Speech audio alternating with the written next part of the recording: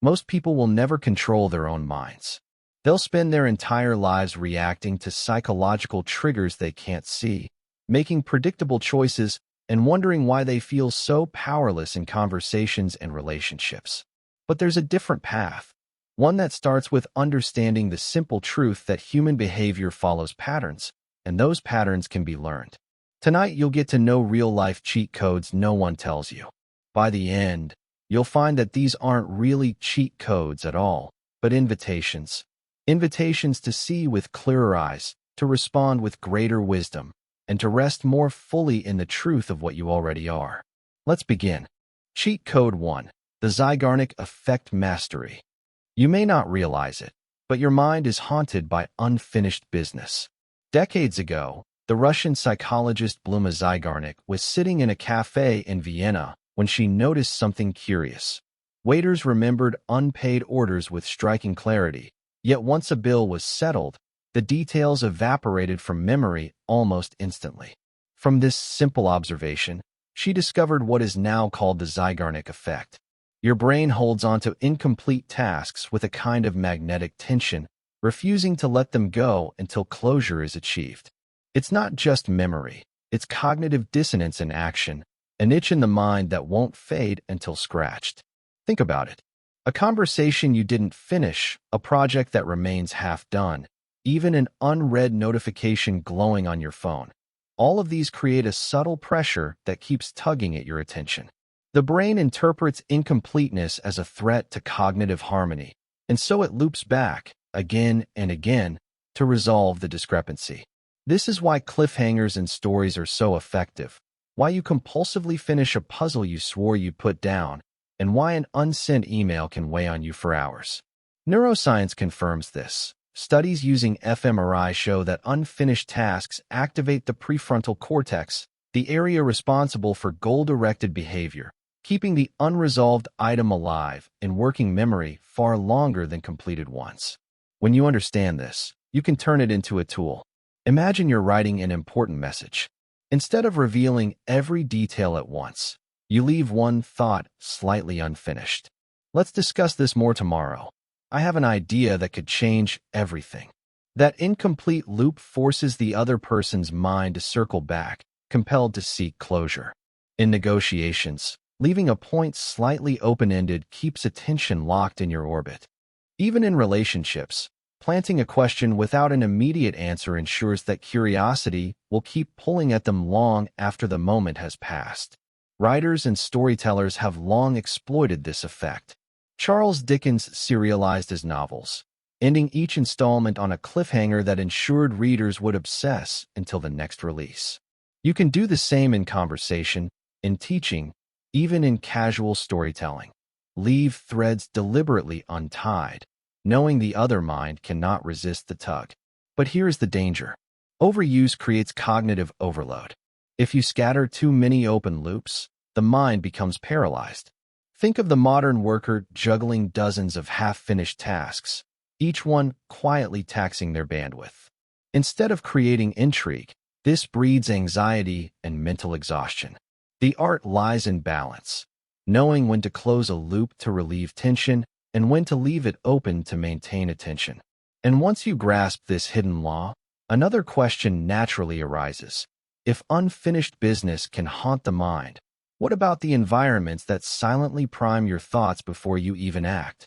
That leads us to the next cheat code. Cheat Code 2. Priming through environmental anchoring. Step into any room, and before a word is spoken, you are already being influenced. Psychologists call this priming, the subtle shaping of thought and behavior by environmental cues that bypass your awareness. Your brain is a predictive machine, constantly scanning for context, and the smallest sensory details can nudge you in directions you never consciously chose. One of the most famous studies on this comes from Yale, where researchers handed participants either a hot cup of coffee or an iced one before asking them to evaluate a stranger's personality. Those holding the warm cup rated the stranger as warmer, more generous, more trustworthy. Temperature alone, with no relevance to character, altered perception. This is environmental anchoring at work, mundane physical cues rewriting psychological judgments. Consider how this operates in your own life. The objects in your workspace are not inert, they're silent instructions. A cluttered desk primes the mind toward disorganization, while a single, visible notebook invites focus. Colors matter too. Red intensifies vigilance and urgency, while blue elicits calm and creativity. Lighting sculpts mood. Harsh fluorescent light pushes you toward efficiency but drains warmth, while soft golden tones create receptivity and trust. Even textures carry psychological weight. Smooth surfaces communicate modernity and precision. Rough, natural textures evoke authenticity and comfort. First impressions are especially vulnerable to this form of priming. Walk into a job interview, and the interviewer's subconscious is already being shaped by the chair you sit on, the lighting in the room, the temperature of their coffee, the scent lingering in the air. You cannot separate human judgment from environmental anchoring. This is why elite negotiators obsess over meeting location, choosing a neutral, warmly lit space rather than a cold corporate boardroom. They understand that atmosphere can tilt decisions more than argument. You can use this cheat code in simple, practical ways. Before an important conversation, adjust the environment. Play low-frequency music to reduce stress. Set the temperature to mild warmth. Place objects of subtle status, like a heavy pen or a well-bound notebook, within visible range. These cues signal authority and reliability without a word spoken. If you want openness, arrange seating at 45-degree angles rather than face-to-face, which the brain interprets as confrontational. The environment is not just background. It is the stage manager of behavior. When you master it, you stop being subject to invisible cues and begin wielding them consciously. And yet, while priming lets you guide perception without request, there exists another paradoxical trick. People will like you more not when you do something for them, but when they do something for you. This is the Benjamin Franklin effect. Cheat Code 3. The Benjamin Franklin effect weaponized. History records that Benjamin Franklin once faced a political adversary who despised him. Instead of trying to win his favor with gifts or flattery, Franklin asked the man for a small personal favor, to lend him a rare book.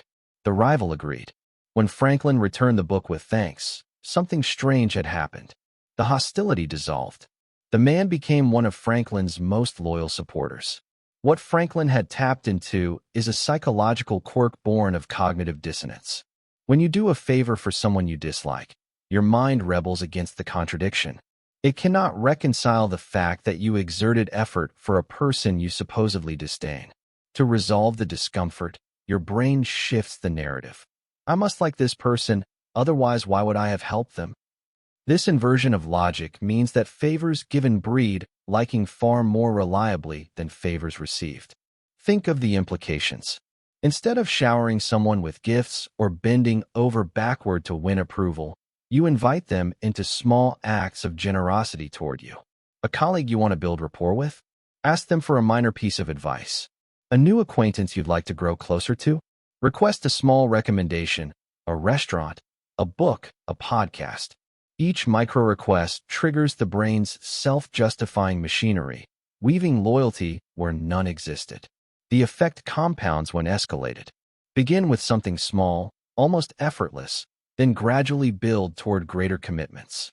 This is the principle of escalating commitment, one that salespeople, leaders, and even cults understand all too well. Once someone has invested in you through action, their sense of self requires that they remain consistent with this behavior. But beware of the reverse trap. If you overload the request, if the favor feels manipulative or disproportionate, the brain resists and the dissonance strengthens the opposite impression, resentment. The genius lies in subtlety, small, natural asks that create a rhythm of mutual involvement. The Benjamin Franklin effect turns reciprocity on its head. You don't win people by giving. You win them by allowing them to give. And once you see the world through this lens, you begin to notice another hidden pattern. How the framing of time itself can reshape urgency, value, and even willpower. Cheat Code 4. Temporal reframing and decision architecture.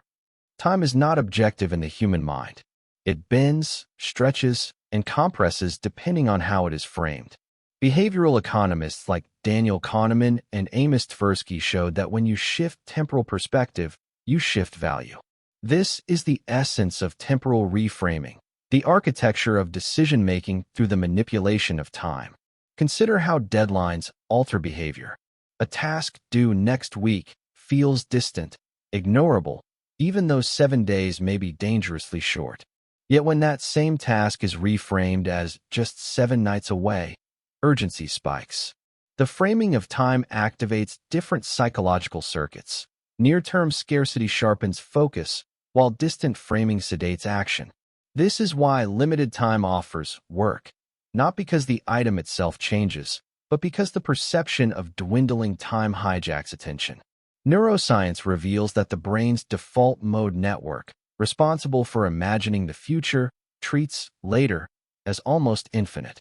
Tomorrow feels boundless, while today feels finite. This is why procrastination thrives. To combat it, you can deploy implementation intentions, specific if-then statements that anchor future action in concrete cues. Instead of, "I'll work out later," you say, "If it's 7 a.m. and I've brushed my teeth, then I will put on my shoes and go running." This small reframe harnesses automaticity, bypassing the illusion of infinite later. Decision architecture builds on this. By structuring when choices appear, you can tilt outcomes without coercion. For instance, presenting a difficult decision at the start of the day, when willpower is highest, yields better outcomes than saving it for evening fatigue.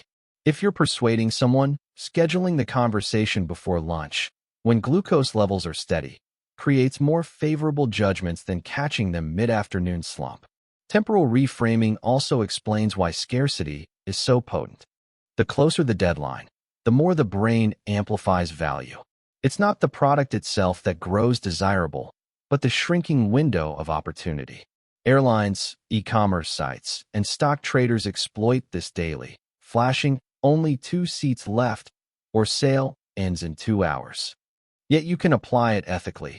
When leading a team, frame timelines in human scale terms. We have only 3 mornings to finalize this, to generate clarity and urgency without panic. And as you begin to see how time's framing can steer decision-making, you notice another deeper truth. Our judgments are never absolute. They exist only in comparison. Which brings us to the next cheat code. Cheat code 5, the contrast principle in social calibration. Imagine tasting a glass of water immediately after eating a lemon. That same water, unchanged in its chemical composition, suddenly feels sweet. This is the contrast principle. Your brain cannot judge in absolutes, only in relation to what came before. In psychology, perception is never isolated. It is anchored against a reference point. Marketers have weaponized this for decades. Show someone an expensive $2,000 watch first, and suddenly the $500 option seems like a bargain, though objectively it may still be overpriced. Real estate agents use it too. They intentionally show a mediocre, overpriced property before revealing the actual listing they want you to buy. Against the inflated comparison, the target home feels irresistible. This is the asymmetric dominance effect, the carefully chosen decoy that makes the real choice shine. The same effect operates in conversation and relationships. If you want your idea to seem bold, first present a more extreme version, then retreat to your true proposal. The brain, anchored to the initial high, perceives the moderate option as reasonable. In negotiation, sequencing matters more than content. Lead with what you expect to be rejected, and suddenly your true request feels like a compromise. But this is not only manipulation, it is calibration. Human beings need contrast to understand value, to recognize beauty, to detect significance. A painting appears brighter against a dark wall. Silence feels profound after noise.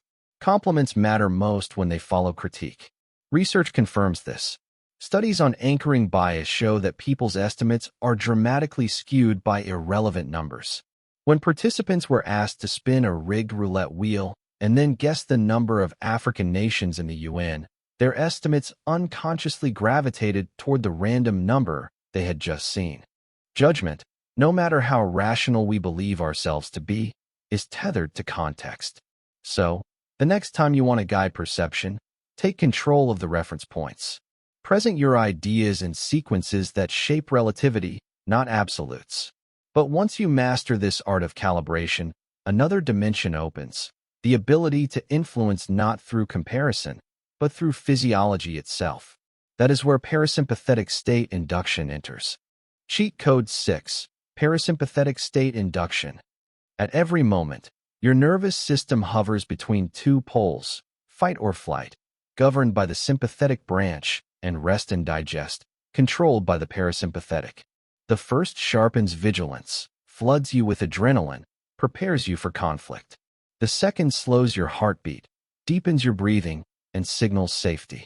If you want someone to trust you, to open themselves, to follow your lead, you must learn how to guide them into this parasympathetic state. Your voice is the most powerful tool. Slow, resonant speech with downward intonation mimics the rhythm of calm. Pair it with synchronized breathing. Lower your own rate, and the other person's body unconsciously entrains. This is physiological synchronization, mirror neurons and vagal pathways aligning one nervous system to another. Touch, posture, and body language matter too. Leaning slightly back rather than forward communicates non-threat.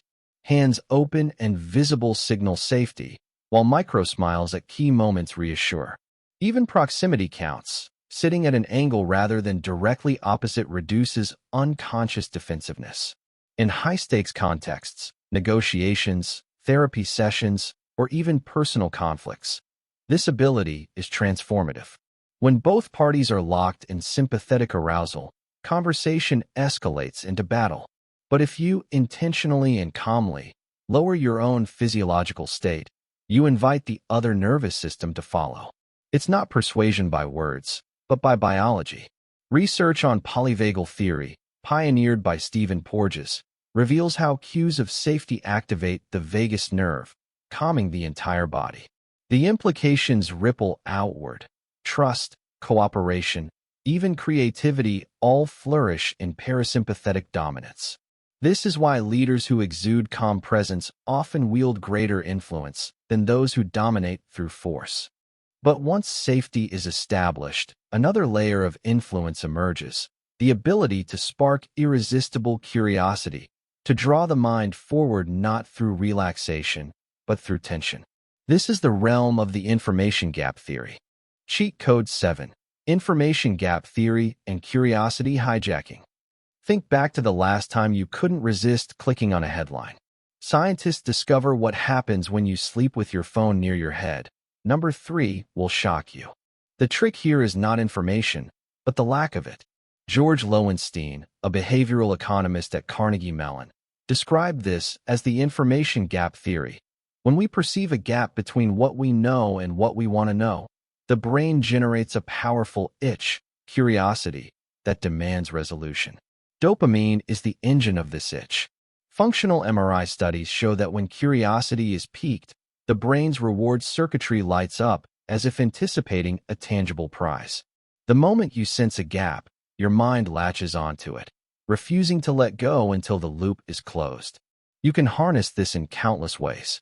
In teaching, pose a question before delivering the lesson. Why do waiters remember unpaid orders but forget settled ones?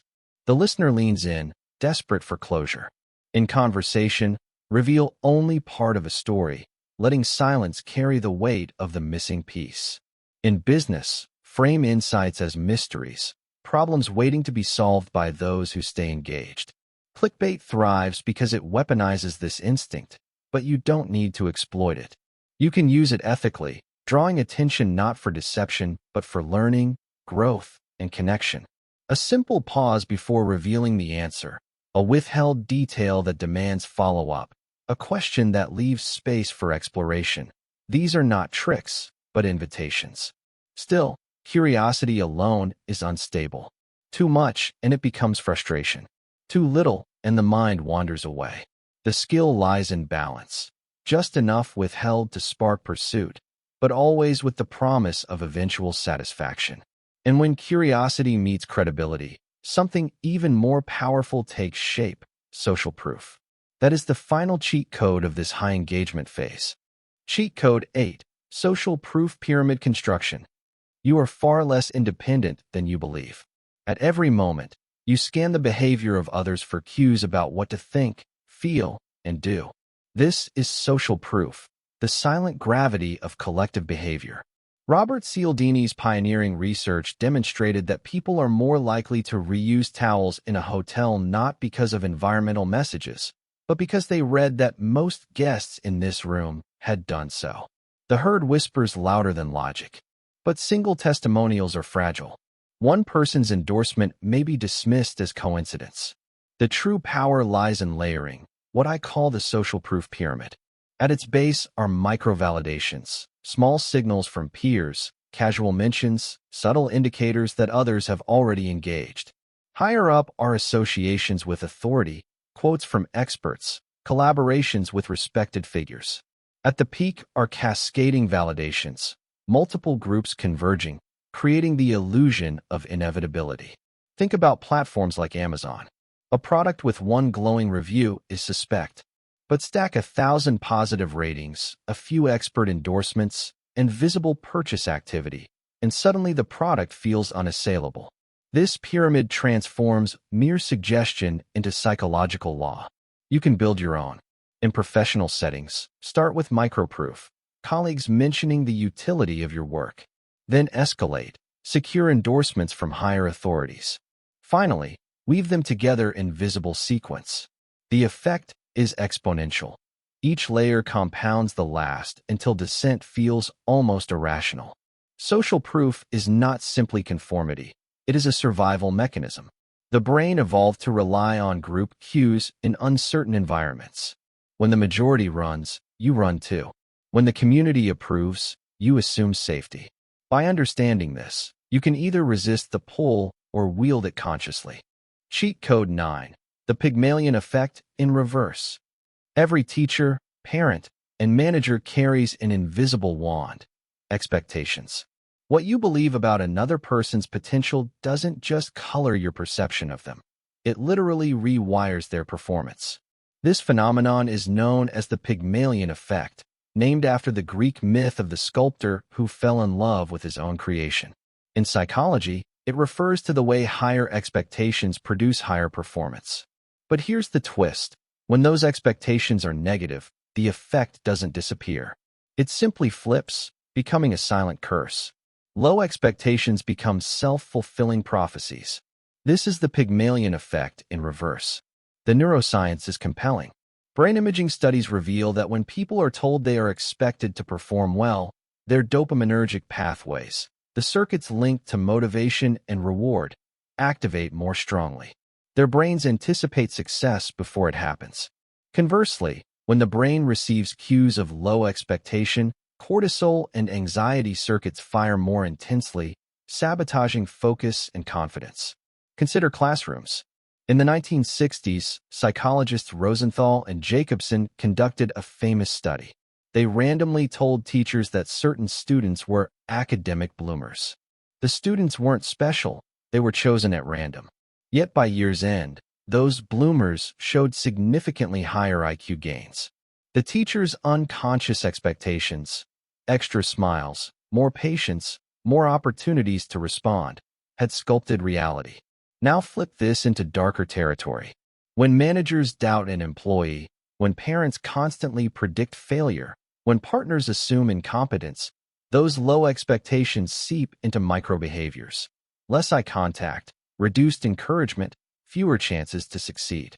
The individual absorbs the signal and performs worse, thereby proving the expectation right. This means you wield dangerous power in every interaction. If you want to elevate others, start by believing in them audibly and visibly. Voice your expectations of growth. Prime their identity with affirmations of capability. Say things like, "I know you're the kind of person who rises under pressure," and the brain begins adjusting to match the prophecy. In management, expectation setting shapes entire company cultures. In parenting, it determines whether a child internalizes a self-image of capability or inadequacy. In relationships, it decides whether a partner feels believed in or perpetually doubted. Your cheat code: expect strategically, because your belief alters biology. Cheat code 10. Micro-expression baseline calibration. We've all heard the cliché advice. Cross arms mean defensiveness. Avoiding eye contact means lying. Fidgeting means anxiety. But reality is far more nuanced. A single gesture means nothing without context. Why? Because body language is not universal. It's personal. Enter the art of baseline calibration. If you want to decode true emotion, you must first understand how a person normally expresses themselves. Only then can you spot deviations that reveal hidden truths. Micro-expressions, fleeting flashes of emotion that pass across the face in a fraction of a second, are particularly telling. Psychologist Paul Ekman identified 7 universals: happiness, sadness, anger, fear, surprise, disgust, and contempt. These appear across all cultures. Yet the intensity, frequency, and suppression of these expressions vary dramatically from person to person. One person may naturally smile less, making even the smallest grin meaningful. Another may frown habitually, so interpreting every furrow as anger would be misleading. Without baseline observation, you risk misreading their entire emotional landscape. The trick is to watch them in neutral, low-stakes environments. How do they look when relaxed, when greeting a friend, when casually answering routine questions? That becomes your control sample. Then, in moments of stress or critical questioning, look for departures from that baseline. Did their blink rate increase? Did their smile tighten unnaturally? Did their tone shift slightly higher? These deviations matter more than generic signs. Culture layers in further complexity.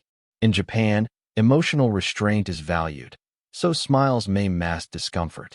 In Mediterranean cultures, expressiveness is normalized, making intensity less revealing. Even within the same culture, personality modifies everything. Advanced applications abound. In negotiations, baseline calibration allows you to detect the precise moment someone shifts from genuine agreement to reluctant concession. In relationships, it helps you sense when a partner's "I'm fine" hides hurt. In law enforcement, it aids in distinguishing nervous honesty from deceptive avoidance. Generic body language books fail because they preach universals. The reality is subtler. Read deviations, not stereotypes. That's how you calibrate truth. Cheat code 11. The Endowment Effect and Ownership Psychology. Imagine being handed a simple coffee mug. 10 minutes ago, you didn't care about it. But once it's in your possession, you suddenly value it more. You would demand more money to sell it than you would have been willing to pay to buy it. This irrational asymmetry is the endowment effect. Kahneman, Netsch, and Thaler demonstrated this elegantly in 1990. Participants given mugs demanded, on average, twice as much money to part with them than others were willing to pay to acquire them. Possession itself inflated value. The neuroscience reveals why. Loss aversion, hardwired into the amygdala and insula, makes giving something up feel more painful than gaining it feels pleasurable. Ownership activates self-related processing networks in the brain, essentially merging object and identity. Once something is mine, its loss feels like a personal wound. Marketers exploit this constantly. Free trials, try before you buy offers, customizable options. These are designed to create psychological ownership before actual purchase. Once you've tried the shoes on, test-driven the car, or spent hours setting up a digital product, parting with it feels like loss. But the effect extends beyond sales. In relationships, the endowment effect can cause us to irrationally cling to partners or friendships we've invested in, even when they harm us. In personal development, it can bias us to overvalue our own ideas simply because they are ours, blinding us to better alternatives. To apply it positively, create opportunities for others to take ownership before commitment. Let a team member design part of the project. Invite a student to shape their learning path. Encourage a partner to choose the restaurant. The more people feel "this is mine," the more effort and loyalty they will invest. Your cheat code. Ownership inflates value. Create it before asking for commitment. Cheat code 12. Cognitive load management in communication. Every conversation demands energy from the brain. Processing words, parsing meaning, Juggling context. This is cognitive load. When the load is heavy, comprehension falters, decision-making suffers, and resistance increases. But when you reduce load, communication flows effortlessly and compliance rises. Psychologists call this cognitive ease. Nobel laureate Daniel Kahneman described how the mind prefers what is simple, fluent, and easy to process. When something feels easy to understand, we unconsciously judge it as more true, more likable, and more trustworthy. This explains why fonts, phrasing, and structure matter. A message presented in clear typography is rated as more believable than the same message in a messy font. A rhyme like "what sobers up, also wakes up" feels truer than a clunky non-rhyme. Processing fluency masquerades as credibility. In communication, this means structuring ideas cleanly. Break down complexity into chunks. Use analogies that anchor abstract concepts in familiar experiences. Repeat key points in varied forms. Strip away jargon unless it's essential. Consider persuasion. If your argument requires heavy effort to parse, people resist, not necessarily because they disagree, but because the cognitive cost feels high. But if your argument flows, is easy to follow, and feels intuitive, resistance melts. This doesn't mean dumbing down. It means designing for fluency. Like great architecture, communication can be sophisticated yet navigable. A cathedral may be intricate, but its aisles guide you effortlessly toward the altar. Applications are endless. Leaders explaining strategy, teachers delivering lessons, marketers crafting copy, partners resolving conflict. All benefit from one principle: lighten the mental burden. When you master cognitive load management, persuasion stops being a battle. It becomes an invitation. Cheat Code 13. The Pratfall Effect and Strategic Vulnerability. Perfection is alienating. When someone seems flawless, they feel unrelatable, untouchable, even suspicious. The brain mistrusts perfection. That's why mistakes, when managed carefully, can actually increase likability. This is the Pratfall effect. Social psychologist Elliot Aronson discovered this in the 1960s. In his experiments, participants rated a person as more likable when they saw them spill coffee on themselves after performing well on a test. The small blunder humanized them, softening the edges of competence. The psychology is clear. Flaws create relatability. Vulnerability signals authenticity. When paired with clear strength, imperfections amplify trust. But context matters. A minor pratfall after demonstrating competence is endearing.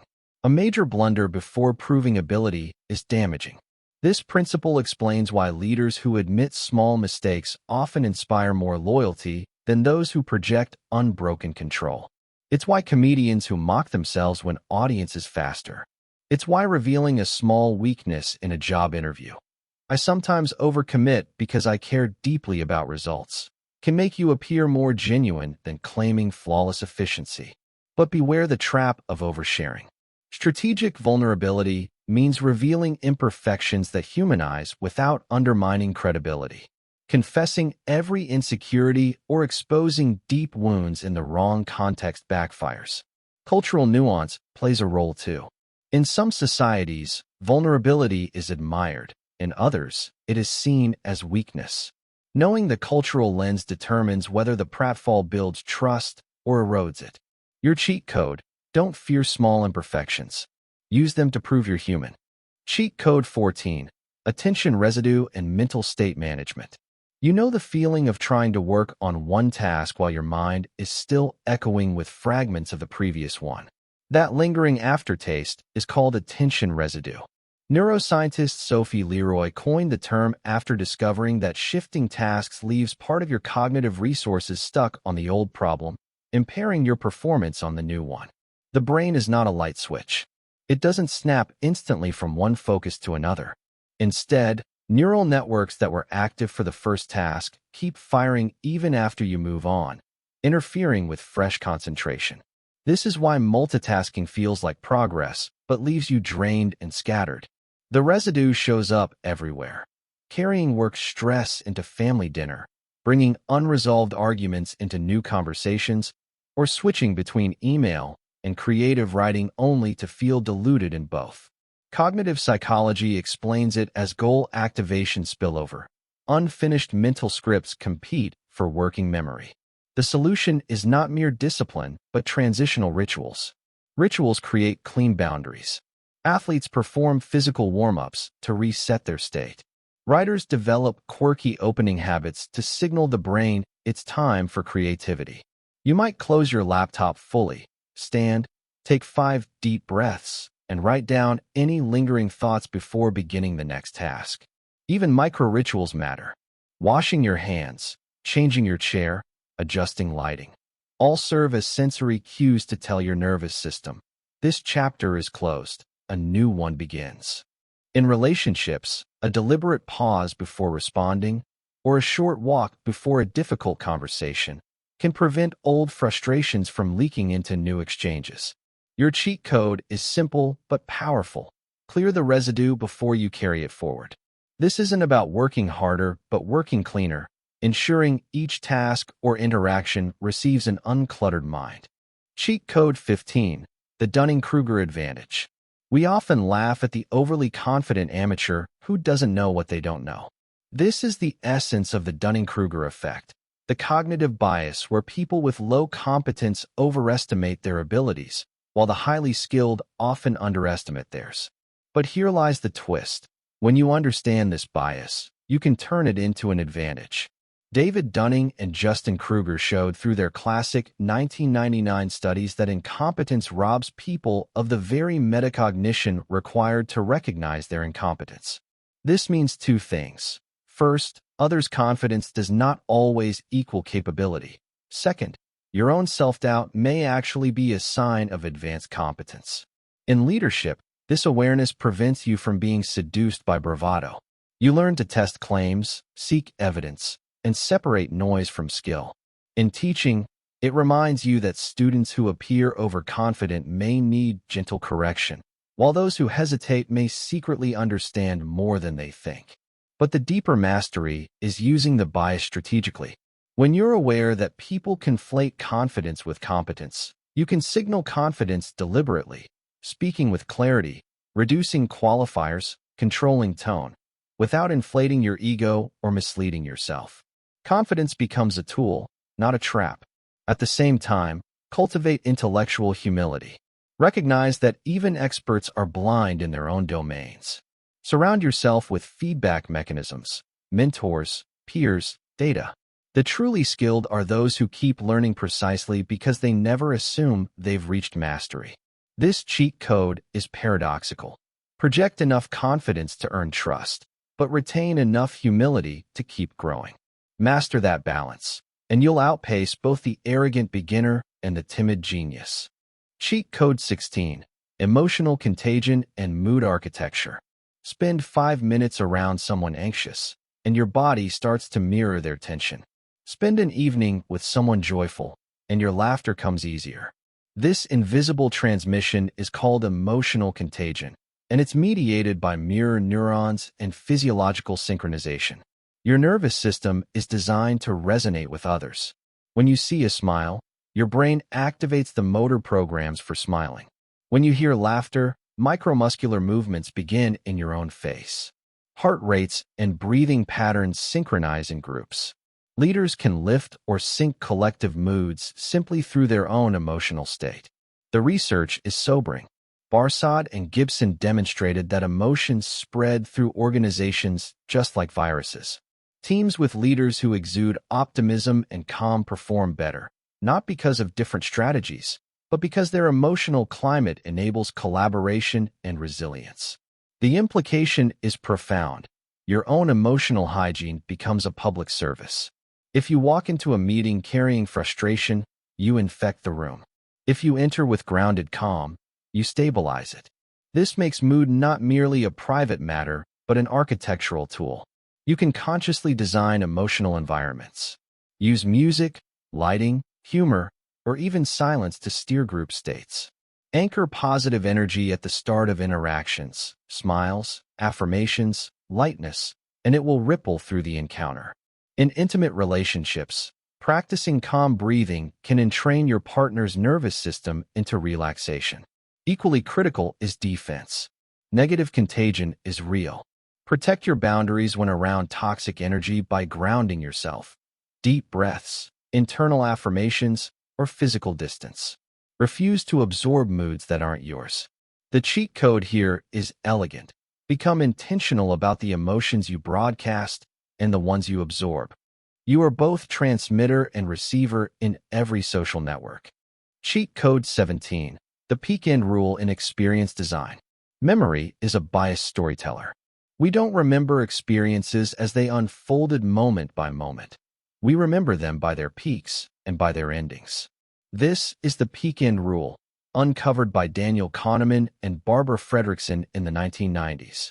In one study, participants endured an unpleasant experience, holding their hand in painfully cold water. When given a choice, they preferred to repeat a longer trial that ended slightly less painfully over a shorter, sharper trial. Why? Because the ending was kinder, and the brain judged the entire experience by that final impression. This principle explains why vacations remembered fondly often hinge on a single magical moment: the night under the stars, the surprising kindness of a stranger, and how they ended. The long hours of travel fade. The highlights and farewells endure. Designing experiences with this bias in mind transforms influence. If you want to create lasting positive impressions, orchestrate peak moments of joy, surprise, or significance. Then end on a strong, affirming note. Duration matters little. A long dinner with dull conversation will be remembered as tedious, but a short coffee with laughter that ends warmly will feel golden in memory. Applications are everywhere. Customer service interactions should not only resolve issues, but end with reassurance. Dates should build toward a high point and close with warmth. Presentations should culminate in clarity, not drag into anticlimax. Your cheat code: engineer the peak and the ending, and memory will rewrite the rest. Cheat code 18. Reactance theory and reverse psychology mastery. Humans have a primal drive to protect freedom. The moment someone tries to take choice away, the mind rebels. Psychologists call this reactance, an automatic motivational response to threatened autonomy. Jack Brem first described it in the 1960s. Tell a child they can't have a toy, and it becomes irresistible. Ban books, and they surge in popularity. Forbid behaviors, and they grow magnetic. The brain interprets prohibition as an attack on freedom, and desire intensifies. Neuroscience shows that restriction activates the anterior cingulate cortex, the brain's conflict monitor, and amplifies reward circuitry around the forbidden object. Scarcity and prohibition combine into a lure. For influence, this means direct control often backfires. Telling someone you must invites resistance. But framing options, emphasizing choice, or gently suggesting alternatives sidesteps reactance. Instead of "don't eat that," say, "you're free to eat it, but many find they feel better when they don't." Instead of demanding agreement, offer paths and let the other person choose. Marketers wield this through limited time offers or only X left in stock. By threatening freedom of access, they increase desire. Parents learn to master reverse psychology. "You probably wouldn't like this vegetable. It's more for grown-ups," sparking a child's curiosity. Yet ethical boundaries matter. Weaponizing reactance can manipulate unfairly, eroding trust once discovered. The true mastery lies in recognizing when autonomy is the battleground, then framing influence as liberation rather than coercion. Your cheat code: people don't resist ideas, they resist losing choice. Protect freedom, and influence flows. Cheat code 19. The halo effect and attribute spillover. The human mind craves shortcuts. Every second of every day, you're processing overwhelming streams of information about the world around you. Faces, voices, gestures, subtle cues that slip beneath conscious awareness. To handle this flood, the brain relies on a principle that is both efficient and profoundly misleading: the halo effect. At its core, the halo effect is the tendency for a single positive trait, perhaps physical attractiveness, competence in one domain, or even a warm smile, to spill over into all other judgments. One bright spot in the impression of a person illuminates their entire character, whether or not it deserves to. First impressions are the crucible where this bias does its most potent work. A well-tailored suit, a confident stride, or a kind word can cast a glow that colors every subsequent evaluation. Research shows that people rated as attractive are also assumed to be more intelligent, more capable, even more moral. The effect doesn't stop there. It can seep into hiring decisions, promotions, even courtroom judgments where the stakes are life-changing. Why does this happen? The brain prefers global impressions over fragmented detail. It's far easier to file someone away in the category of good or bad than to juggle conflicting information. When a positive attribute shines brightly enough, it blinds us to flaws and fills in gaps with imagined virtues. Think about how this plays out in relationships. A person who displays humor on the first date might be perceived as kinder, more generous, even more trustworthy, despite no evidence. Or in business, a manager known for decisive action might be assumed to also have integrity and wisdom. The spillover is automatic, invisible, and often completely disconnected from reality. Strategic use of the halo effect involves identifying your strongest attributes and positioning them front and center. If your warmth is your advantage, lead with it. If your competence speaks most clearly, make sure it is what people encounter first. This isn't deception, it's shaping perception through emphasis. Every human mind will generalize. Better to have it generalize in the direction that benefits you. But be aware of the darker side. Just as positive halos elevate, negative halos destroy. A single flaw, sloppiness in dress, hesitation in speech, a poorly timed mistake, can spill over into perceptions of incompetence or untrustworthiness. Research on performance evaluations shows how a minor weakness can eclipse strengths, dragging down judgments across the board. The halo effect isn't simply a curiosity. It is the lens through which we live our social lives. By recognizing its power, you gain the ability to consciously shape what radiates outward and to guard yourself against being blinded when others' halos shimmer too brightly. Cheat Code 20. Temporal distance and Construal level theory. Imagine being asked to commit to a difficult task 6 months from now, say, delivering a demanding presentation or beginning a new fitness regime. Chances are, you'll agree with surprising ease. But ask yourself to do it tomorrow, and suddenly hesitation creeps in. This paradox is explained by Construal level theory, a framework developed by Trope and Lieberman that reveals how psychological distance transforms our thinking. The principle is straightforward. When something feels far away, whether in time, space, or social distance, we process it abstractly. We see the broad strokes, the big picture, the ideals. A future task becomes an opportunity, a noble goal, even an exciting challenge. But when the same task feels near, we construe it concretely. The difficulty, the effort, the uncomfortable details. This shift explains why signing up for the gym in January feels easy, but showing up in February feels crushing. The mind frames distant commitments in aspirational terms, but balks when reality draws close. Strategic application of this insight begins with framing. Want to encourage someone to commit to a long-term project? Speak in abstract, value-driven language. Growth, opportunity, contribution. Want to spark immediate action? Focus on concretes, simplicity, ease, step-by-step clarity. The dual modes of thinking, abstract for the distant, concrete for the near, are tools for persuasion and planning. For example, in goal setting, start with abstract construals. I want to become healthier, more energetic, and more confident. Then transition to concrete construals when execution time arrives. I will prepare one nutritious meal today and walk for 20 minutes. This framework also exposes the human tendency to underestimate present difficulties. We believe future selves will have more discipline, more time, more energy. But they won't. They will be you, with the same limitations. By understanding construal shifts, you can set commitments that account for present reality rather than distant illusions. Construal level theory reminds us that psychological distance isn't just a backdrop, it actively changes cognition. To influence, motivate, and design effective plans, you must adjust the lens of distance.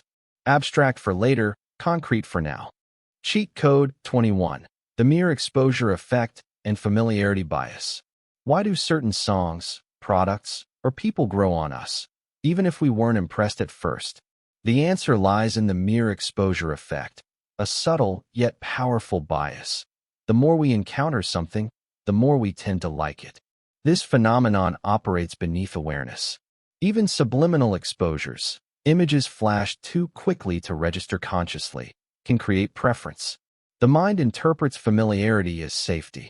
Across evolutionary history, what we repeatedly encountered was likely not a threat, and thus became comforting. The implications ripple across modern life.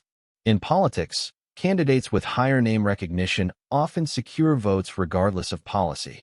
In business, advertisements repeated steadily, even without persuasive content, boost product preference. In relationships, simple proximity and repeated encounters build rapport and affection. But repetition must be managed with finesse. Too much, and exposure becomes irritation. Too little, and familiarity never takes root. The sweet spot is strategic repetition, frequent enough to embed comfort, varied enough to avoid monotony. Consider how digital platforms exploit this. Social media feeds subtly cycle faces, logos, and messages. Even passive exposure builds liking, which in turn shapes trust and preference. Brands rely less on convincing arguments than on simple repetition. The neuroscience underlying this bias involves the amygdala and reward circuits. Familiar stimuli reduce uncertainty and demand less cognitive effort, creating a subtle sense of pleasure. This ease, though small, accumulates into genuine liking. Applications abound. In personal branding, consistent presence, through voice, imagery, or content, creates familiarity that builds trust. In relationships, repeated small interactions build preference even more than grand gestures. In persuasion, sprinkling key themes across time increases impact more than a single, heavy-handed attempt. The mere exposure effect demonstrates that liking isn't always earned through merit. Sometimes, it's simply built through time and repetition. Awareness of this allows you to harness exposure strategically and to recognize when your own preferences are merely echoes of familiarity. Cheat Code 22. Cognitive Dissonance Resolution Patterns. One of the most unsettling experiences for the human mind is cognitive dissonance, the clash between beliefs and behavior. Leon Festinger's pioneering research revealed that when inconsistency arises, people rarely change behavior to match beliefs. Instead, they adjust beliefs to justify behavior. Imagine a person who considers themselves honest yet tells a lie. Instead of admitting dishonesty, they might reinterpret, it wasn't really a lie, just a necessary omission. Or someone who smokes despite valuing health may downplay the risks or elevate the stress relief benefits. The belief bends to match the action, reducing the painful tension. This principle explains why small commitments create massive psychological shifts. Once someone performs an action, even reluctantly, they begin to adopt beliefs that justify it. In classic experiments, participants paid a trivial amount to promote a dull task, later convinced themselves the task was interesting. The behavior came first, the belief followed. Strategically, this means that asking for small, low-cost commitments can open the door to lasting change. A person who volunteers once is far more likely to view themselves as generous. A customer who tries a product briefly begins to see themselves as loyal. A partner who makes one concession is more likely to justify further cooperation. The psychology of self-justification is subtle but powerful. To motivate change, don't demand sweeping transformations. Instead, encourage small, actionable steps, knowing the mind will reshape beliefs to align with these actions. But dissonance can also be weaponized destructively. Leaders, advertisers, and manipulators may deliberately nudge behaviors that later cascade into wholesale belief change. A dangerous cult doesn't begin with radical demands, but with small, consistent acts of compliance. Understanding dissonance equips you with dual powers, to gently guide yourself and others toward positive alignment, and to recognize when beliefs you hold are merely justifications for prior behavior. The awareness itself is liberating. Cheat Code 23. The focusing illusion and attention direction. Your mind is a spotlight, and whatever it shines on swells in importance. This is the essence of the focusing illusion, captured neatly by psychologist Daniel Kahneman's phrase, "Nothing in life is as important as you think it is while you are thinking about it." When attention locks onto a detail, that detail inflates in perceived weight. A person considering a move to a sunnier city might fixate on the weather, imagining it as the key to happiness. But once they arrive, the day-to-day realities, traffic, work, relationships, dwarf the climate factor. The weather mattered far less than the mind insisted it did in the moment of focus. This bias pervades decision-making. A student choosing a college might obsess over the prestige of the name while underestimating the importance of friendships, mentors, or financial strain. Someone evaluating a partner may magnify a single trait, humor, ambition, or appearance, while downplaying others that ultimately define long-term compatibility. The focusing illusion isn't about deliberate distortion. It's about the limits of mental spotlighting. The brain cannot weigh all variables simultaneously, so whichever aspect it highlights becomes the stand-in for the whole. How can this be applied? First, in influence. By guiding someone's focus to particular aspects of a choice, you subtly reshape their priorities. A salesperson highlighting safety features makes safety loom larger in the customer's mind than price. A leader emphasizing a common goal makes personal grievances recede. Second, in self-management. By recognizing the illusion, you learn to step back. Ask yourself, what am I not considering right now? Expanding the frame can dissolve inflated importance and restore balance. Questions are powerful tools here. Ask, what will I care about in a year? Or if I had to justify this choice to someone else, what factors would they point out? Such reframing shifts the spotlight and reduces distortion. The focusing illusion reminds us that reality is not only what we see, but where we look. Mastering attention direction means mastering perception itself. Cheat Code 24. Social identity and in-group psychology. Humans are tribal creatures. Beneath the surface of individuality lies a deep, ancient instinct, the pull of group belonging. Social identity theory explains how much of our behavior, loyalty, and even morality bends to the groups we identify with. At a neural level, the brain encodes us in them. Mirror neurons fire more strongly when watching in-group members, while threat detection systems heighten against outsiders. This division fuels loyalty, cooperation, and sometimes destructive hostility. Consider sports fans. Two strangers in a stadium, wearing the same colors, instantly feel camaraderie, as though bonded by kinship. Yet the same fans may view supporters of the opposing team with suspicion or contempt. The dynamic is irrational, yet deeply human. Identity doesn't merely shape perception, it reshapes behavior. People will sacrifice personal interests for group benefit, defend group members even when they're wrong, and adopt group norms over personal values. In extreme cases, individuals commit acts they would never contemplate alone, driven by the collective identity. The power of this principle can be harnessed constructively. Leaders who create inclusive group identities foster loyalty and cooperation. By framing a workplace as a team united against external challenges, they can reduce internal conflict. By emphasizing shared humanity across cultural or political lines, bridges of empathy emerge. But the darker applications are equally potent. Politicians and demagogues exploit in-group/out-group divides to consolidate power. By inventing or exaggerating enemies, they bind followers through fear and loyalty. Understanding in-group psychology equips you with two tools: the ability to craft belonging that inspires collaboration, and the awareness to resist manipulation that preys on tribal instincts.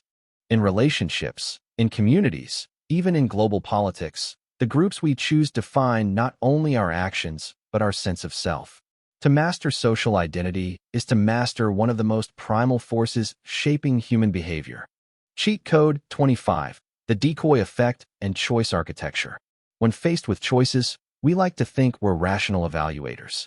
Yet a single, cleverly designed option can hijack the decision process entirely. This is the decoy effect, also known as asymmetric dominance, a subtle trick of choice architecture that makes one option irresistibly appealing. Here's how it works. Suppose you're choosing between two subscription plans. One offers digital-only access for $10. Another offers print-only access for $30. Suddenly, a third option appears, print plus digital for $30. Compared side by side, the combined option seems like a steal. The decoy, the print-only plan, exists not to be chosen but to make the combined option glow. The psychology here is simple. The human mind struggles with absolute value judgments. Instead, it relies on comparisons. The decoy creates an easy comparison where one option dominates another, making the target option seem like the rational choice. This effect doesn't just influence shopping. In dating, career paths, even politics, introducing a clearly inferior option can steer preference toward the intended choice. The key is relative contrast, not absolute merit. Neuroscience supports this. Decision-making regions of the brain light up more during comparisons than during isolated evaluations. We don't ask, is this good? But is this better than that? Decoys tilt the scales. For practical use, think of how you design options for others, or yourself. If you want a colleague to choose a particular project, position it alongside a less attractive alternative. If you want to make a price seem reasonable, introduce a higher price decoy that reframes the target as balanced. But ethical caution is vital. Exploiting the decoy effect for manipulation can erode trust. In relationships or leadership, transparency must temper strategy. At its best, choice architecture simplifies decisions, guiding people toward options that serve their interests. At its worst, it tricks them into choices they'd never make if the full picture were clear. The decoy effect reveals how fragile our sense of autonomy is. By mastering it, you not only shape others' decisions, but also guard yourself from being unwittingly guided by someone else's decoys. Cheat Code 26. Emotional granularity and feeling differentiation. Emotions are the language of the body and brain, but for most people, the vocabulary is tragically limited. How often do we default to vague categories like good, bad, stressed, or happy? Emotional granularity, the ability to distinguish between fine shades of feeling, transforms both self-awareness and interpersonal influence. Research shows that individuals with high emotional granularity cope better with stress, regulate moods more effectively, and build stronger relationships. Saying, "I feel disappointed, frustrated, and slightly anxious," provides far more insight than simply, "I feel bad." Each word points to a different cause, and thus a different solution. Neurologically, this precision engages the prefrontal cortex, allowing regulation rather than reactivity. The amygdala may flood the system with generalized arousal, but naming specific emotions calms the storm, channeling feelings into understanding. In influence, granularity is a hidden superpower. Imagine a leader who doesn't just say, "I sense the team is stressed." Instead, they observe, "I sense frustration at delays, anxiety about deadlines, and disappointment over results." Such specificity not only validates experiences, but also demonstrates deep empathy. Developing granularity begins with vocabulary, expanding your emotional lexicon, from irritation to exasperation, from melancholy to wistfulness, equips you to navigate the subtle spectrum of inner life. Journaling, mindfulness, and reading emotion-rich literature can all sharpen this skill. Applications abound. In conflict resolution, naming precise emotions diffuses escalation by showing understanding.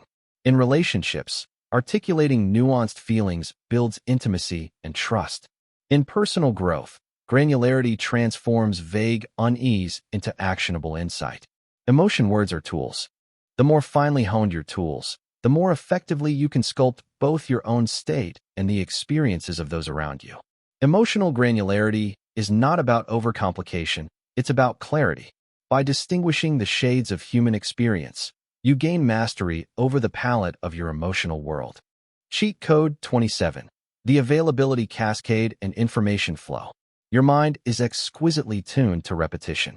The more you hear an idea, the more credible it feels, regardless of whether the evidence justifies it.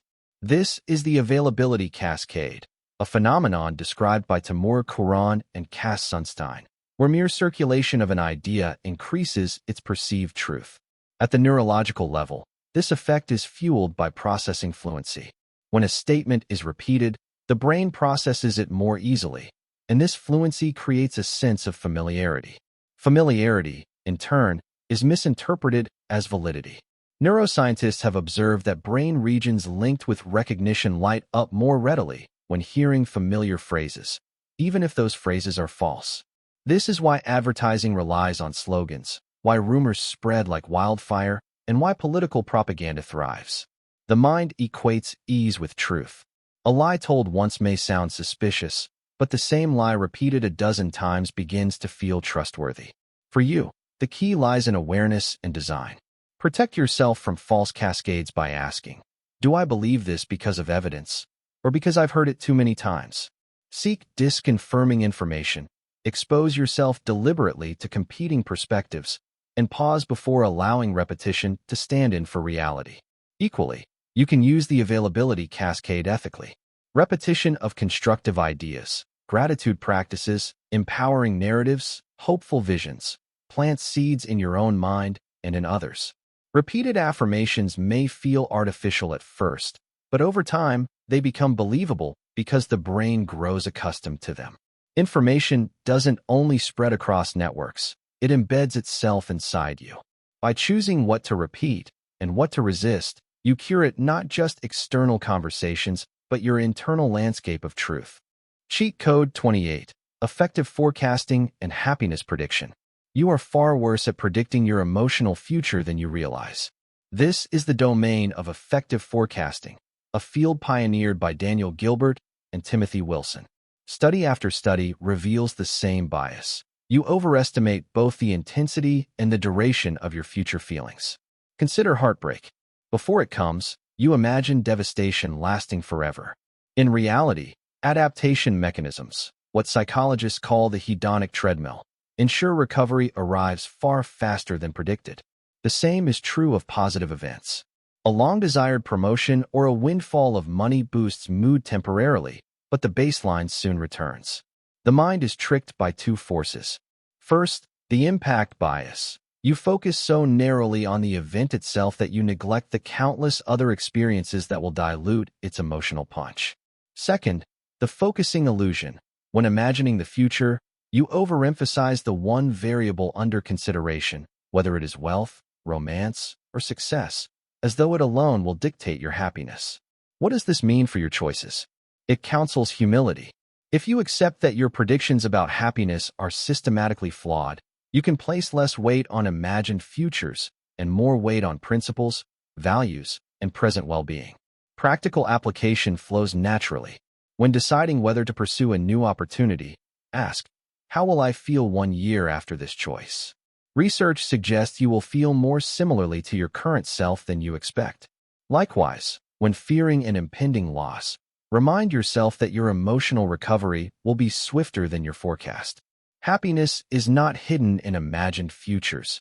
It is continually renegotiated in the present. By loosening your grip on faulty predictions, you free yourself from chasing phantoms and open yourself to contentment in what already is. Cheat Code 29. The Default Effect and Choice Architecture. One of the most powerful forces in decision-making is also one of the most invisible, inertia.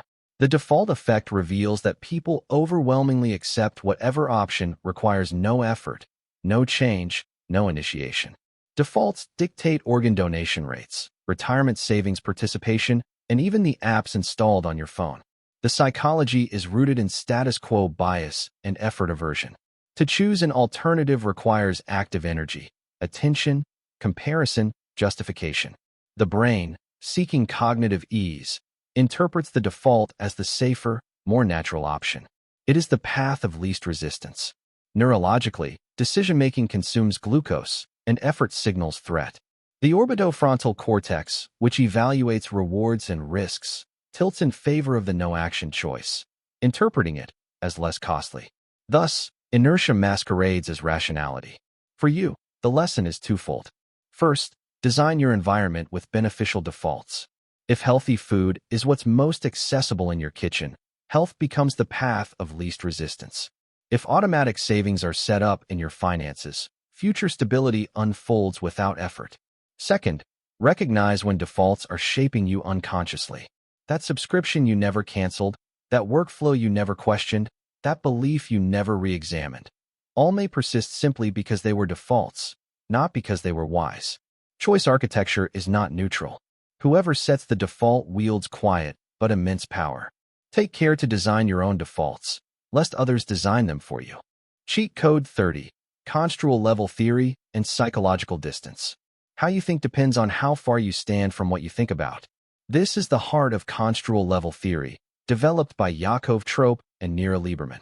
When events feel psychologically distant, whether by time, space, social difference, or hypotheticality, you process them abstractly. When events feel close, you process them concretely.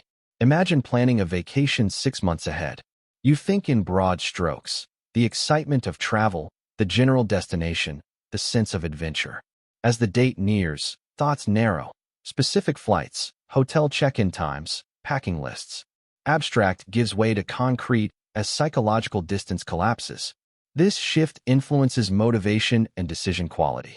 Abstract thinking fosters vision, long-term alignment, and creativity. Concrete thinking sharpens execution, pragmatism, and detail management. Problems arise when these levels mismatch: lofty goals without actionable steps, or trivial details overshadowing long-term purpose. Applications abound. To motivate yourself or others, frame a goal in abstract terms. This project advances our mission of innovation. To ensure follow-through, switch to concrete framing. This week, we complete the first draft. Psychological distance can also reduce conflict. When disputes feel heated, mentally zooming out to a more abstract level, asking, what really matters in this relationship, can dissolve attachment to trivial disagreements. Conversely, when dreams feel paralyzingly distant, zooming in concretely, asking, what is the smallest action I can take today, restores momentum. The art lies in flexibly shifting construal levels. To think abstractly when vision is needed and concretely when action is required is to align mind with circumstance. Psychological distance becomes not a distortion, but a tool of mastery. Cheat Code 31. The spacing effect and memory consolidation. Memory is not a single act of storage, but a process of consolidation. The spacing effect, first documented by Hermann Ebbinghaus in the 19th century, shows that information learned in distributed intervals embeds itself far more securely than information crammed in one burst. Neuroscience has since illuminated why. Each review session reactivates neural traces, strengthening synaptic connections. Sleep between sessions further consolidates memories, transferring them from the hippocampus into long-term storage in the neocortex. Spacing, in other words, allows biology to do its work. Practical implications are profound. Students who study briefly over multiple days retain more than those who study intensely in a single night. Musicians who rehearse daily in short sessions progress faster than those who practice in exhausting marathons. Even in personal growth, reflecting repeatedly on new insights cements them into identity. Cramming is seductive because it produces short-term fluency. You feel as though you've mastered the material. But without spacing, forgetting curves reclaim the knowledge rapidly. The illusion of competence collapses when tested days later. For you, the invitation is to design learning as rhythm rather than sprint. If a concept matters, return to it. Schedule reminders, create spaced repetition systems, or simply revisit lessons across time. Each encounter deepens the groove in memory, transforming fragile traces into durable knowledge. The spacing effect reminds you that growth is less about intensity than consistency. What you return to shapes who you become. Cheat Code 32. Emotional labor and energy management. Every day, you're managing not only your own emotions, but also the emotions of others. This is what psychologists call emotional labor, the process of regulating your feelings, expressions, and responses to maintain harmony in social or professional contexts. Think of the customer service agent who smiles even when they're being yelled at, or the partner who absorbs frustration to keep peace at home. These interactions drain energy in ways you may not consciously recognize. Research shows that emotional labor consumes real cognitive and emotional resources, depleting your self-control and resilience, much like physical exertion drains muscles. Neuroscientifically, it activates areas in the prefrontal cortex tied to regulation and inhibition, meaning your brain is literally working overtime when you mask or adjust emotions. The challenge is that emotional labor often disguises itself as just being nice or doing what's required. But over time, this can lead to burnout, fatigue, and even resentment. Recognizing when you're engaging in it is the first step. Ask yourself, am I doing this because I genuinely want to connect, or because I feel obligated to maintain someone else's emotional comfort? To manage emotional labor effectively, you need boundaries. For example, in work contexts, establishing clear policies for availability, tone, and emotional expectations prevents silent depletion. In personal life, it means distinguishing between authentic empathy and unnecessary self-sacrifice. Practical strategies include scheduled decompression rituals, such as journaling, walks, or even conscious silence to allow your nervous system to reset. The neuroscience of empathy also provides a valuable insight. Mirror neurons synchronize your emotions with others. If someone is anxious or angry, your brain begins to echo that state. Learning to detach without disengaging, like holding compassion while not absorbing negativity, PR. Cheat Code 33. The paradox of choice and decision satisfaction. On the surface, more options seem like freedom. A supermarket aisle filled with 200 cereals feels like abundance. But Barry Schwartz's famous research on the paradox of choice shows the opposite. Too many options create paralysis, anxiety, and dissatisfaction. People freeze, fearing the wrong choice, and even after deciding, they second-guess whether they picked optimally. The brain's decision-making systems are limited by cognitive load. When faced with excessive options, the prefrontal cortex struggles to compare, weigh, and anticipate outcomes, leading to fatigue. This is why people often leave stores empty-handed or delay major life choices when the menu of possibilities is too broad. Satisficers, people who choose something that's good enough, tend to be happier and less regretful than maximizers, who exhaustively pursue the best possible option. This isn't laziness. It's a recognition of how the human brain is wired. Constraint creates clarity. In practice, you can use this cheat code by deliberately limiting choices. For example, setting a rule like, I only wear black, white, or gray clothes reduces fashion decisions while freeing energy for creative or strategic tasks. Companies also use this by offering 3 pricing tiers, a cheap one, a premium one, and a just right middle tier that attracts most buyers. The neuroscience reinforces why this works. Dopamine circuits tied to reward prediction light up during decision-making, but too much comparison dampens satisfaction by keeping uncertainty alive. By consciously reducing options, you're not restricting freedom, you're creating psychological ease. In life, choosing fewer but more meaningful paths often leads to deeper satisfaction than scattering effort across endless possibilities. Cheat Code 34. Social Baseline Theory and Connection Neuroscience. Human beings are not wired to operate in isolation. Social baseline theory, developed by James Cone, suggests that our brains expect social connection as the default state, and being alone is neurologically more costly. In experiments, people who held a friend's hand while anticipating mild electric shocks showed dramatically reduced stress responses compared to those who faced it alone. The logic is simple. When we're with others, especially trusted companions, our brains outsource part of the effort needed to handle stress, vigilance, and uncertainty. The amygdala, which processes threat, quiets down, while the prefrontal cortex conserves energy. Social support literally lightens the neurological load. This explains why loneliness and isolation are associated with higher rates of cardiovascular disease, depression, and even mortality. The nervous system interprets isolation as danger because, evolutionarily, survival depended on the tribe. Connection isn't just emotionally pleasant, it's biologically essential. Practical application of this cheat code is straightforward. Nurture and invest in supportive relationships. A strong network doesn't mean quantity but quality. The presence of a few trusted people who act as buffers against life's volatility. Even digital or imagined connection, like recalling a loved one, can reduce physiological stress in measurable ways. At the same time, knowing your social baseline, how much connection you need to feel regulated, is crucial. Some thrive with constant interaction. Others require occasional solitude, but still benefit from anchors of trust. Recognize where your baseline lies and design your environment to support it. In both professional and personal life, creating shared rituals, like team check-ins or family meals, strengthens the baseline and enhances resilience. Cheat Code 35, the Generation Effect, and Active Learning. Think about the difference between reading a list of facts versus creating your own summary of those facts. Research shows that the latter leads to far superior memory retention. This is the generation effect, the principle that information you generate yourself sticks far better than information passively received. Cognitive psychology explains this through deep encoding. When you actively generate material, writing notes in your own words, solving problems instead of just reading solutions or teaching others, you engage more neural pathways.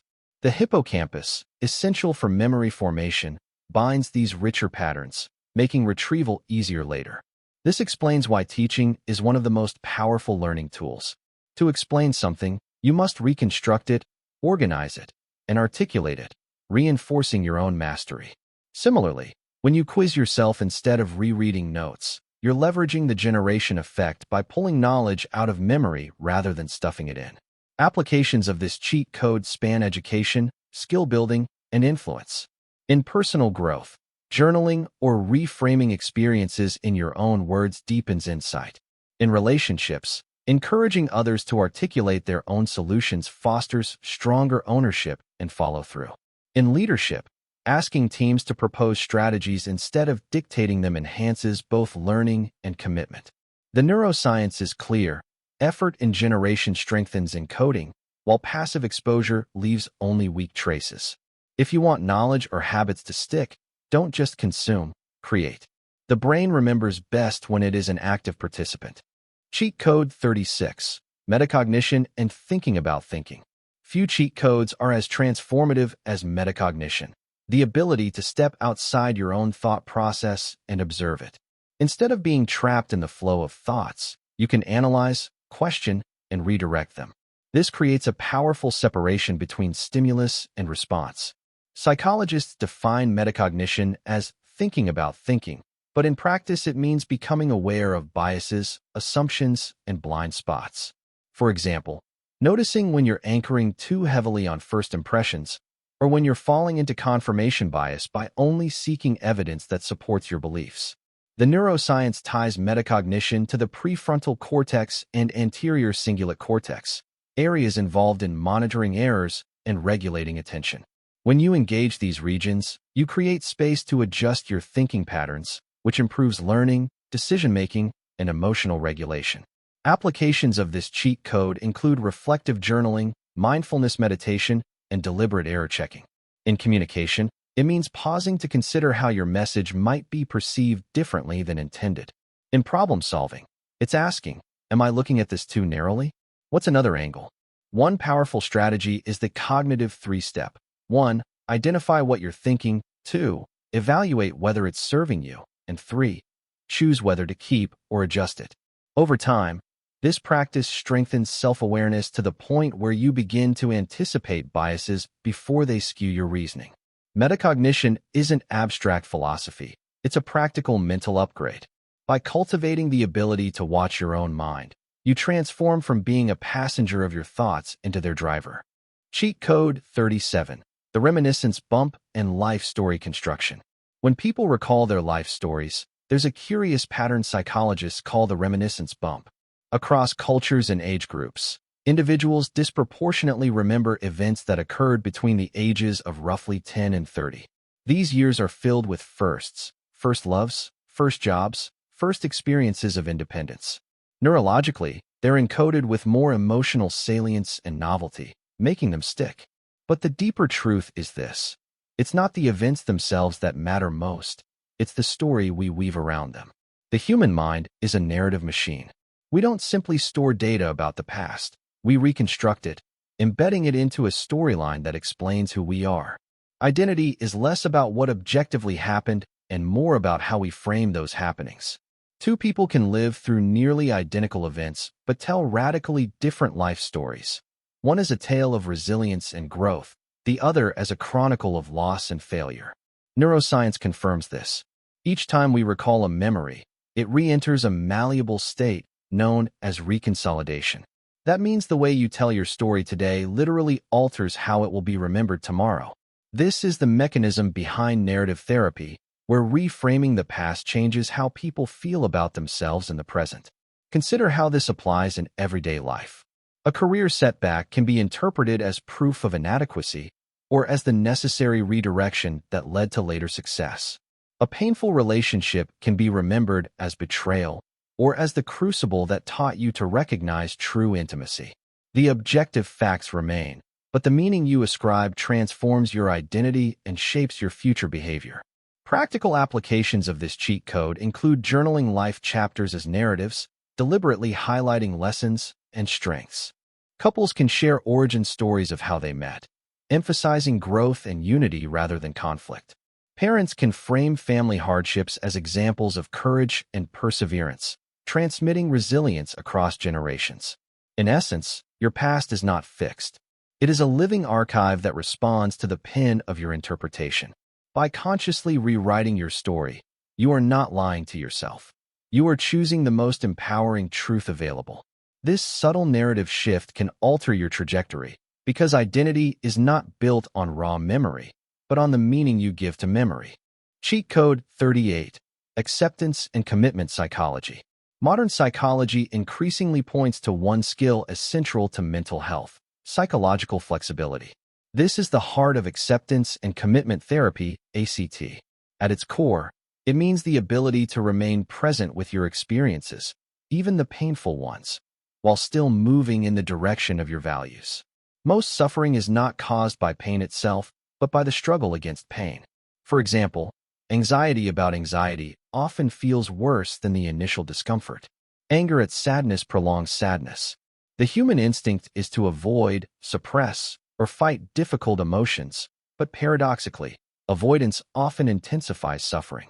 ACT teaches that pain is inevitable in life, but suffering is optional. Suffering arises when we resist what is. Psychological flexibility requires two components: mindfulness and values-based action. Mindfulness is not about emptying the mind, but about noticing your thoughts and feelings without becoming entangled in them. It's the difference between thinking, "I am a failure," and noticing, "I'm having the thought that I'm a failure." That subtle shift creates space. Instead of being consumed by the thought, you become the observer of it. The second component is action guided by values. Rather than waiting until you feel ready or good enough, you move toward what matters regardless of internal turbulence. A person who values love might still show up to care for family even while battling depression. A professional who values contribution might continue creating despite self-doubt. Research consistently shows that psychological flexibility predicts well-being more reliably than almost any other psychological trait. It correlates with lower stress, greater resilience, and higher life satisfaction. Neuroscientifically, this flexibility is linked to stronger connectivity between the prefrontal cortex, executive control, and limbic regions, emotion, allowing regulation without suppression. Practical applications are simple but profound. When faced with discomfort, instead of resisting, you name it. "I notice anxiety is present." Then you ask, "What do I value in this moment?" and act accordingly. Over time, this practice reshapes not only how you handle pain, but how you orient your entire life. Pain becomes background noise. Values become the compass. Cheat Code 39. The Overview Effect and Perspective Taking. Astronauts who view Earth from space often report a life-changing shift called the overview effect. From orbit, national borders disappear, petty conflicts seem absurd, and the fragility of the planet becomes undeniable. Problems that once loomed large shrink in the context of the vast cosmos. This shift in perspective often brings profound peace and a renewed sense of responsibility for humanity. You don't need to leave the planet to experience this effect. Psychology shows that gaining psychological distance, whether through time, space, or shifting vantage points, can radically alter emotional responses. What seems unbearable up close often feels manageable when viewed from a broader frame. This is why advice to sleep on it works. Temporal distance transforms problems into smaller, more soluble pieces. The neuroscience explains why. The prefrontal cortex, responsible for abstract thinking, activates more strongly when you adopt distant perspectives, dampening the limbic system's emotional overreactions. By zooming out, you engage rational, future-oriented circuits instead of reactive ones. Practical applications of the overview effect include deliberately using temporal perspective, asking, will this matter in 5 years? Or spatial perspective, imagining your current struggle as seen from 30,000 feet. Socially, it means adopting another's point of view, which often reduces conflict and increases empathy.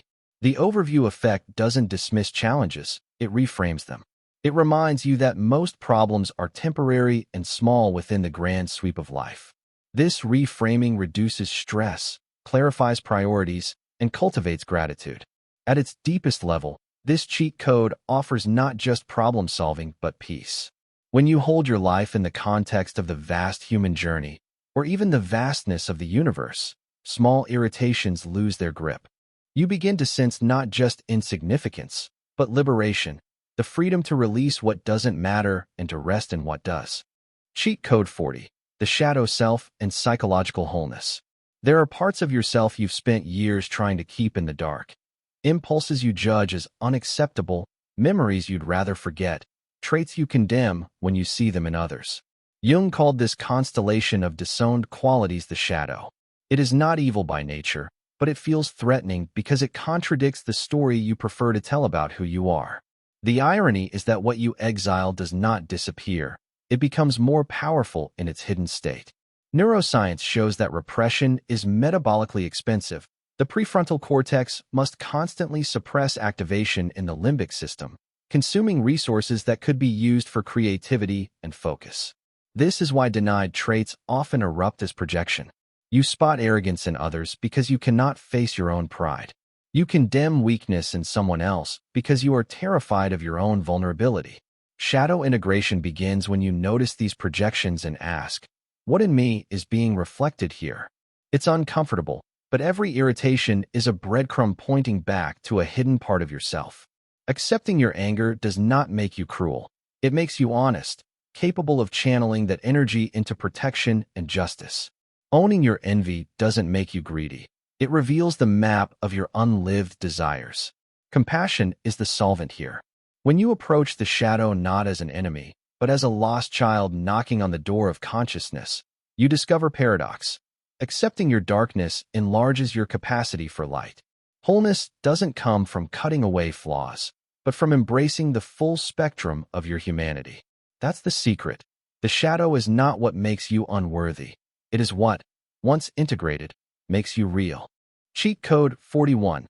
Liminal Spaces and Threshold Psychology. There are moments when you no longer belong to the old identity, yet the new one has not fully formed. Psychologists call this liminality, the threshold state between what was and what is becoming. You feel it in the weeks after a breakup, in the months between leaving one job and starting another, in the strange quiet after a major loss. It is a landscape of disorientation, where the familiar dissolves and nothing certain replaces it. Neuroscience reveals why these states are so fertile. Uncertainty increases neuroplasticity. The brain becomes more malleable, more open to new wiring. That's why profound creativity often emerges in transitional periods. The discomfort of liminality is not a sign of failure, but of possibility. It's as if your nervous system is loosening its grip, preparing to reorganize itself into a more expansive shape. The temptation is to rush through these spaces, to grasp at premature closure. But when you force clarity too soon, you rob yourself of transformation. The wisdom is in dwelling, allowing the not knowing, the ambiguity, to do its work. Rites of passage in traditional cultures intentionally created liminal periods, days of seclusion, symbolic deaths and rebirths, because they recognize that thresholds are where the soul grows.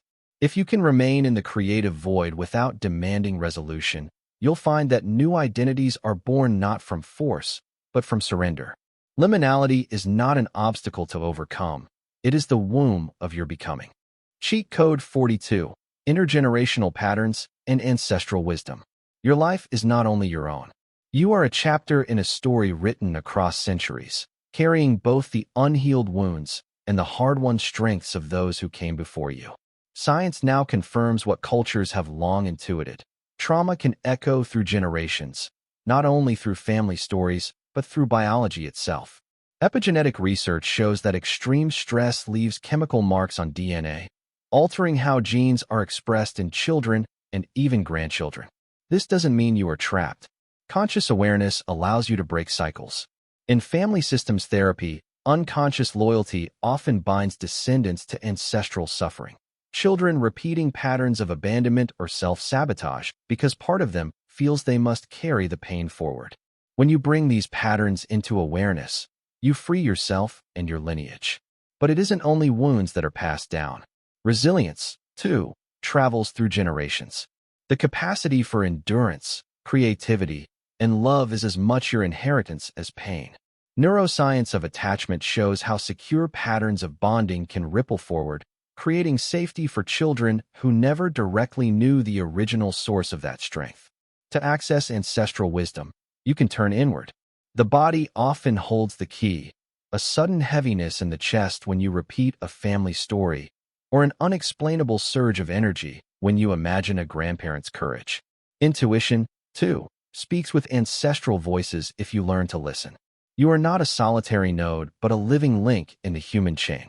By healing what was handed to you and amplifying the strengths embedded in your lineage, you alter the story of those who will come after. In this way, your life is an offering, both backward, to those who endured, and forward, to those yet unborn. Cheat Code 43. The Neuroscience of Compassion and Loving-Kindness. Compassion may feel like a moral choice, but biology reveals it as a trainable capacity embedded in your nervous system. Distinguishing it from empathy is essential. Empathy is the raw resonance with another's suffering. It can overwhelm, leading to burnout. Compassion, by contrast, is empathy plus wise caring, the capacity to remain grounded while extending support. Brain imaging studies show that compassion practices activate networks in the medial prefrontal cortex and striatum, areas associated with positive emotion and motivation. In other words, compassion generates energy rather than depleting it. Long-term meditators in loving-kindness practices show structural changes in these regions, evidence that compassion literally rewires the brain. The vagus nerve plays a central role. As the longest cranial nerve, it connects brain to body, regulating heart rate, breath, and social engagement. When activated through practices like slow breathing or loving-kindness meditation, it enhances feelings of safety and connectedness. You experience not just emotional warmth, but physiological calm. Self-compassion is the necessary starting point. Without it, attempts to care for others collapse under the weight of self-criticism. Research by Kristen Neff and others shows that self-compassion is strongly correlated with resilience, healthier relationships, and greater life satisfaction. By learning to extend the same kindness inward that you so easily give outward, you create a renewable resource of caring. Compassion is not weakness. It is the force that bridges isolation, the antidote to the chronic loneliness and fear of modern life. To cultivate it is to participate in one of humanity's most profound forms of strength. Cheat Code 44. Archetypal Patterns and the Universal Human Story. Your personal struggles feel unique, but they echo patterns older than history itself. Jung called these universal motifs archetypes, primordial images that live in the collective unconscious and surface in myths, stories, and dreams. The hero's journey, for example, is not just a narrative device. It is a psychological map, the call to adventure, the descent into difficulty, the trials and helpers, the eventual return transformed. Each time you face a challenge that strips away comfort and demands growth, you are living this pattern. Recognizing it gives your suffering context. You are not lost. You are traversing a path walked by countless humans before you. These archetypes appear everywhere: parental figures, tricksters, wise guides. They are less characters than energies, roles the psyche cycles through. When you see your life mirrored in myth, meaning expands. You realize your struggles are not just private misfortunes, but threads in the tapestry of human becoming. The psychology of archetypal identification reveals why myths remain psychologically potent. They anchor personal experience to something larger, reducing isolation and imbuing pain with dignity. The fairy tale that once enchanted a child can guide an adult through grief, showing that loss, too, has its place in the eternal rhythm. By finding your own reflection in these universal patterns, you step into continuity with humanity's shared story. And in that recognition, you find strength, the knowledge that every breakdown holds the seed of initiation, every ending the shape of a beginning. Cheat Code 45, Somatic Intelligence and Body Wisdom. Your body is not just a vessel for the mind. It is an intelligence in its own right.